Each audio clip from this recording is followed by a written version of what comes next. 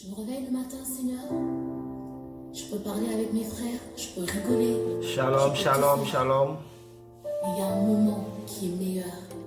C'est dans ta présence, éternel Dieu. C'est quand je viens te parler, Seigneur. Quand je viens te dire des choses, Seigneur, que les mots ne peuvent pas exprimer. Quand je te parle, je te dis. Alléluia. Alléluia. Que le langage humain ne peut pas comprendre. Les meilleurs instants de ma vie. J'aimerais rester tous les jours de ma vie dans ta présence. Yes. Demeurer tous les jours de ta vie. Alléluia. Demeurer tous les jours de notre vie dans ta présence, Seigneur. Seigneur, car il est digne de louange. Hey. Mon âme bénit l'Éternel, Emma Oskabra Sataba. car il est digne de louange. Mon âme bénit L'Éternel, car il est digne de louange.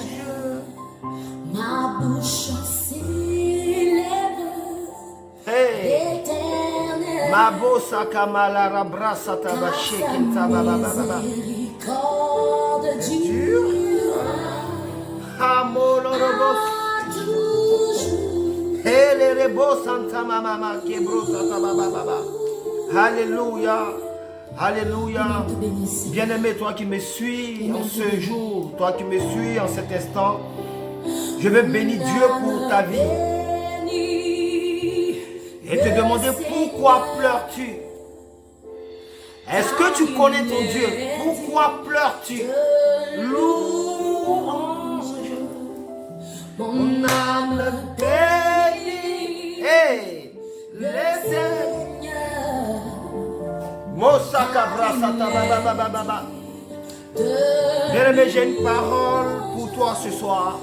Ma bouche célèbre J'ai une parole le pour toi ce soir. Vous savez, en tant que chrétiens, nous marchons avec un Dieu que nous ne connaissons pas. Nous marchons avec Dieu, avec un Dieu où nous ne connaissons pas le protocole de ce Dieu. Nous ne connaissons pas le fonctionnement de ce Dieu. Oui, nous pleurons pour avoir des choses que nous avons. Ah. Nous pleurons pour avoir des choses qu'il nous a déjà données. Hey. Est-ce que tu connais le fonctionnement de ton Dieu? Est-ce que tu sais comment ton Dieu fonctionne? Est-ce que tu sais comment celui que tu sais agit? Oui, tout le monde l'appelle Dieu, mais comment toi tu l'appelles? Quelle est cette intimité que tu as avec ton Dieu? Et ce soir, j'ai une parole pour toi. J'ai une parole pour toi. Et ma parole,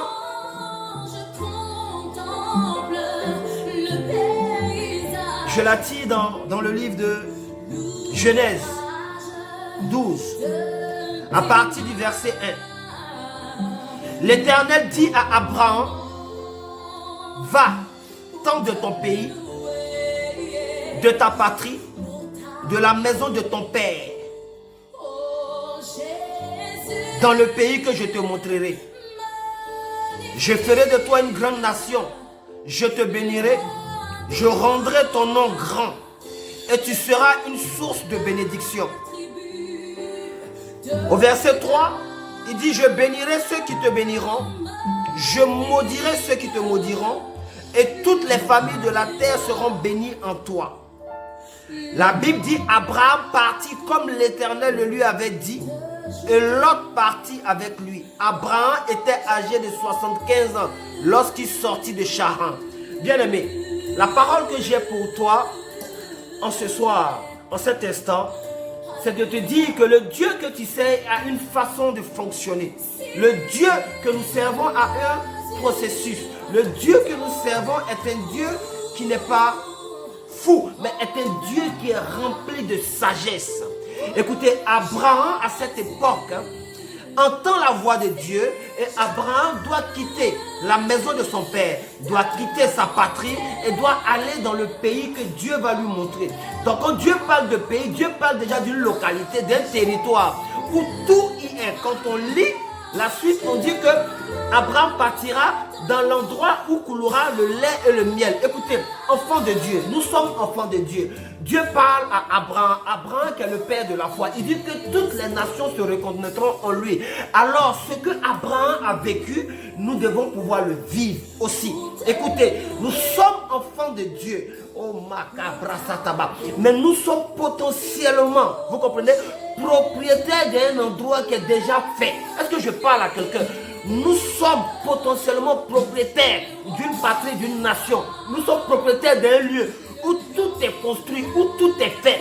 Dieu dit à Abraham, lève-toi et va dans la patrie que je te montrerai. Je veux que tu puisses commencer à comprendre que le Dieu que nous servons, pour ses enfants, il a déjà permis à d'autres personnes qui ne le connaissent pas de travailler en notre faveur, de travailler pour nous, d'exécuter des choses pour nous.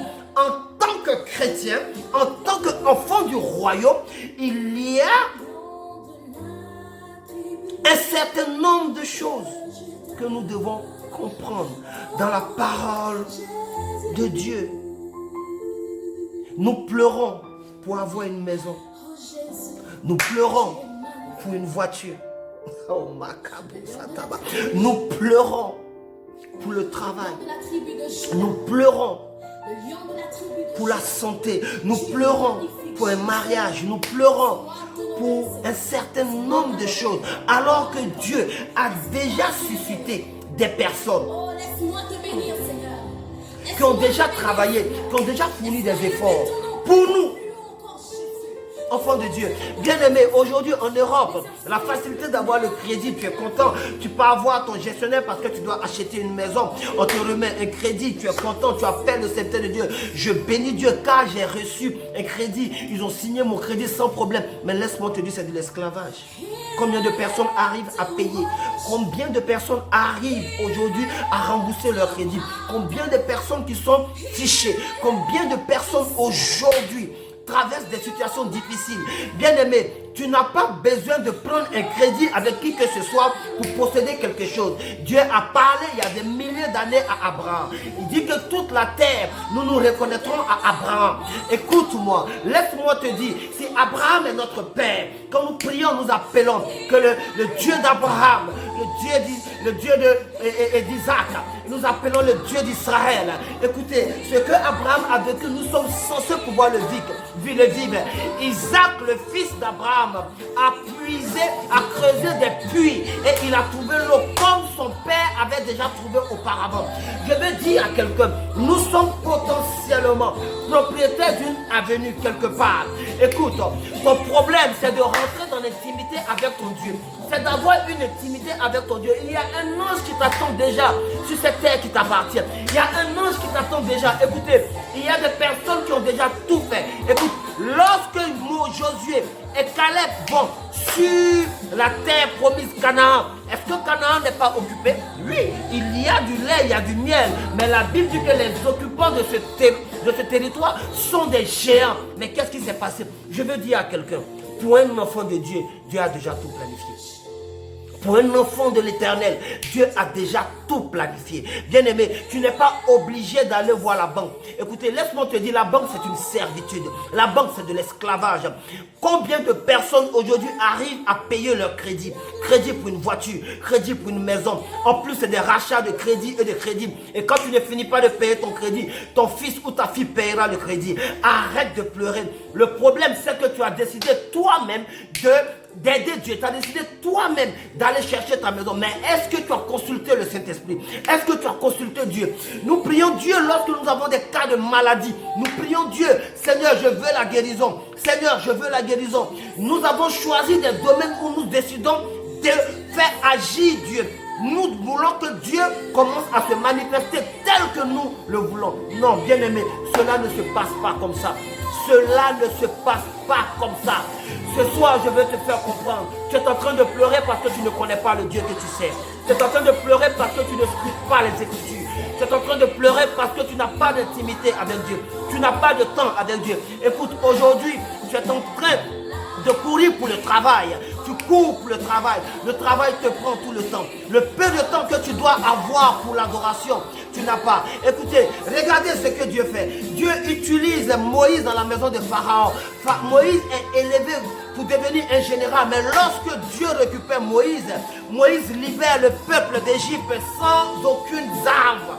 Aucunement, sans aucune arme. Laisse Dieu t'utiliser. Laisse Dieu faire de toi ce qu'il a décidé. Je répète, tu es potentiellement propriétaire d'une terre qui t'appartient. Il y a un païen qui a déjà travaillé pour toi. Il y a un païen qui a déjà travaillé pour toi. Qui a déjà construit la maison qu'il doit te remettre. Qui a déjà acheté la voiture dans laquelle tu dois rouler. Qui a déjà commencé à positionner un certain nombre de choses pour toi. Bien-aimé, enfant de Dieu. Enfants de Dieu, nous devons nous lever afin de rentrer dans l'intimité avec Dieu. Il y a afin de rentrer dans l'intimité avec Dieu. C'est dans cette intimité que Dieu nous parlera. C'est dans cette intimité que Dieu nous donnera la stratégie. Quand nous prenons le livre de Josué, oh Makabra Sataba, Larababa, love you Jesus. En Josué 6, la Bible nous dit au verset 6, Josué fils de Noum appela les sacrificateurs et leur dit, portez l'arche de l'alliance et que 7 sacrificateurs portent ces trompettes retentissantes devant l'arche de l'Éternel. Il dit au peuple, marchez et faites le tour de la ville et que les hommes armés passent au devant de l'arche de l'Éternel. Lorsque Josué eut parlé au peuple, les 7 sacrificateurs les 7 sacrificateurs qui portaient devant l'Éternel, les 7 trompettes retentissaient et se mirent en marche et sonnaient les trompettes. L'arche de l'alliance de l'Éternel allait derrière eux. Les hommes armés marchaient devant les sacrificateurs qui sonnaient les trompettes. Et à l'arrière-garde suivait l'arche. Pendant la marche, on sonnait la trompette. Regardez, c'est précis avec Dieu. Dieu est dans la précision. Lorsque Dieu veut te donner un territoire, lorsque Dieu veut emmener ton ministère haut, lorsque Dieu veut changer le cœur de ton mari, lorsque Dieu veut t'apporter une guérison miraculeuse, lorsque Dieu veut travailler dans ta vie, il va te donner la méthode.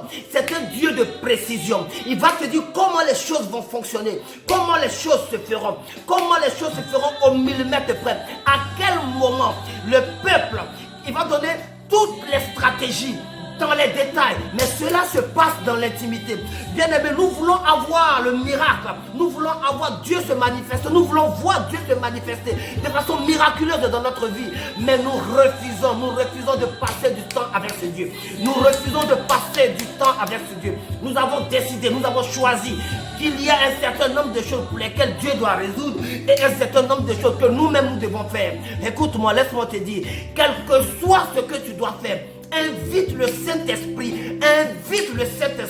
dans la plus petite chose que ce soit dans ta vie. Invite le Saint-Esprit dans les conseils que tu veux donner à quelqu'un, dans l'échange que tu as avec tes enfants, dans la relation que tu as avec ton épouse, dans la relation que tu as avec ton patron. Invite le Saint-Esprit. Il va te donner, il va ordonner, il va organiser. J'invite ce soir une personne, je te demande d'arrêter de pleurer parce que tu ne connais pas ton Dieu. Il est là, il ne te comprend pas. Il a prévu beaucoup de choses pour nous, mais nous sommes en train de pleurer pour des choses que nous avons déjà. Nous sommes en train de pleurer pour des choses que quelqu'un a déjà. Nous sommes en train de pleurer pour des choses qu'il a déjà planifiées. Depuis notre naissance, il y a un ange qu'il a déjà positionné, qui nous attend. Mais parce que nous ne sommes pas dans la révélation, parce que nous ne rentrons pas dans l'intimité, nous ne voyons pas ces choses. Je suis en train de dire à quelqu'un, la banque n'est pas ta solution. Un chrétien ne doit pas être endetté. Je suis en train de dire à quelqu'un, un chrétien ne doit pas être endetté. L'endettement, c'est de l'esclavage. L'endettement, c'est de l'esclavage. C'est de l'esclavage. Le diable nous tient par quelque chose. Il nous tient par cette dette. Laisse-moi te dire que Dieu a prévu des choses extraordinaires pour toi. Que Dieu a prévu des choses miraculeuses pour toi. Il a dit à Abraham, va dans le pays que je te montrerai. Est-ce que ce pays n'était pas construit? Écoutez, les enfants de Dieu ne font pas de faute. Ils ne construisent rien. D'autres travaillent pour eux. Ils viennent prendre ce qui leur appartient. Ils viennent prendre ce qui est à eux. Ce qui est de toi. Oh, j'aime ce Dieu. Il n'aime pas que nous souffrons. Dites-moi, dans le jardin d'Éden, qu'est-ce que l'homme a fait? Dieu est fidèle à sa façon de fonctionner. Le jardin était là. L'homme a trouvé le jardin. Il a demandé à l'homme de nommer. Il a dit à l'homme, nomme les animaux. Tu n'as pas souffert pour trouver les arbres. Tu n'as pas semé quelque chose. Mais il t'a mis dans un jardin. Il y a un jardin qui est là pour toi. Et tu dois être le responsable de ce jardin. Mais pour avoir la vision, pour avoir l'orientation, c'est ton intimité, c'est ton cœur. Ne laisse pas le monde avoir raison de toi. Ne laisse pas les situations avoir raison de toi. Rentre dans ton intimité avec ton Dieu. Rentre dans une intimité avec ton Dieu. Laisse ton Dieu te parler. Lorsque tu rentres dans la prière, quand toi tu finis, tu parles. À quel moment il te parle? Il y a le temps de l'écoute afin de pouvoir avoir l'orientation et les précisions. Le Seigneur parle à Jésus. Il lui dit à quel moment pousser le cri afin que les muscles s'affaissent. Mais lorsque les muscles se sont affaissés, la Bible dit qu'ils se sont emparés, qu'ils ont pris. Bien aimé, il y avait déjà des villas. Il y avait déjà des chameaux. Il y avait déjà des chevaux. Il y avait déjà tout à Jéricho. Ils n'ont rien créé. Ils n'ont rien fait. Alléluia. Ils ont possédé. Ils ont pris. Parce que Dieu avait déjà planifié. C'est ce que Dieu est en train de faire aujourd'hui pour toi. Dieu a déjà planifié un certain nombre de choses pour toi, pour lesquelles tu es en train de souffrir. Sors de l'endettement. Toi qui avais envie d'aller prendre du crédit, c'est à toi que je parle. Toi qui avais envie de t'endetter pour une voiture, c'est à toi que je parle. Il y a une voiture qui est pour toi déjà. Toi qui voulais t'endetter pour quoi que ce soit, ne rentre pas dans cet endettement. C'est un piège de l'ennemi. C'est le piège de l'Europe. On nous donne tout facilement afin de pouvoir nous tenir spirituellement captifs. Je prie dans le nom puissant de Jésus-Christ de Nazareth. Et je déclare que tu rentres dans une intimité avec ton Dieu. Je déclare que tu rentres dans une intimité avec ton Dieu. Que tu entendes de façon audible. Et que le Saint-Esprit te donne la compréhension. Que le Saint-Esprit te donne l'obéissance. Afin de pouvoir, lorsque tu as entendu, de rentrer dans l'obéissance et dans l'exécution de ce qu'il t'a dit. Beaucoup de personnes entendent Dieu, mais ont du mal à exécuter. Et je prie dans le nom puissant de Jésus-Christ de Nazareth. Père, pour tous tes enfants, ton mécanisme n'a point changé. Tu l'as fait avec les enfants d'Israël. Et tu le fais avec nous aussi. Nous, tes enfants, nous ne devons pas souffrir maintenant. Tous ceux, éternel, mon Dieu, dans le nom puissant de Jésus-Christ de Nazareth, qui sont en train de te chercher, qui veulent avoir un bien, qui sont en train de chercher, qui veulent avoir quelque chose, mais de façon miraculeuse, papa. Tu permets que ceux qui ont déjà travaillé, tu leur montres le pays, tu leur montres la source, tu leur montres le jardin, tu leur montres là où ils doivent aller, tu leur montres à quel moment le cri prophétique doit sortir d'eux, afin que les murs s'affaissent et que les écailles tombent de les yeux, pour pouvoir voir ce dont tu as promis, ce dont tu les as promis depuis des années, depuis qu'ils sont sur cette terre, depuis la fondation du monde, avant qu'ils soient dans le sein de leur mère. Arrête de chercher ce que tu as. Arrête de pleurer pour ce que tu as. À force de pleurer, il y a beaucoup de larmes dans tes yeux. Tu ne sais plus où t'orienter. Rentre dans une intimité avec Dieu. Rentre dans une intimité avec Dieu. Rentre dans une intimité profonde avec Dieu. C'est le temps de parler. C'est le temps de prier. C'est le temps de prier et de laisser le Saint-Esprit te conduire. Oh Père, merci. Bénis tous ceux qui verront cette vidéo.